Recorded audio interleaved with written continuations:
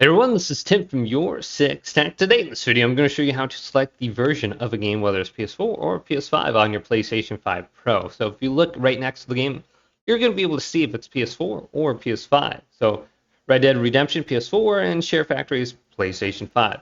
So what you want to do is just simply go over the game and then go down, go to the right, go to the three little dots and go to select version. Now some of the games won't have multiple versions. So Call of Duty, for example, I can go down to this and we have the option for select version. And then I can choose the version to download. So here's Call of Duty PlayStation 4, and then here's the PS5 version.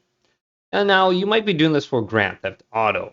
So we can go to this, and then go to select version, and here's the PS4 version, which will allow us to play with our PlayStation 4 friends on the PlayStation 5 Pro.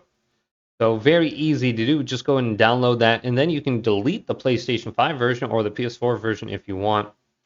And if you're trying to do this in your game library, it's going to be the same. Just select the game under here, open it up, go to the three little dots, and then there should be an option under here. But hopefully this video did indeed help you out. If it did, leave it a big thumbs up and subscribe to my channel down below for more tech videos coming up next on Your Six Tech.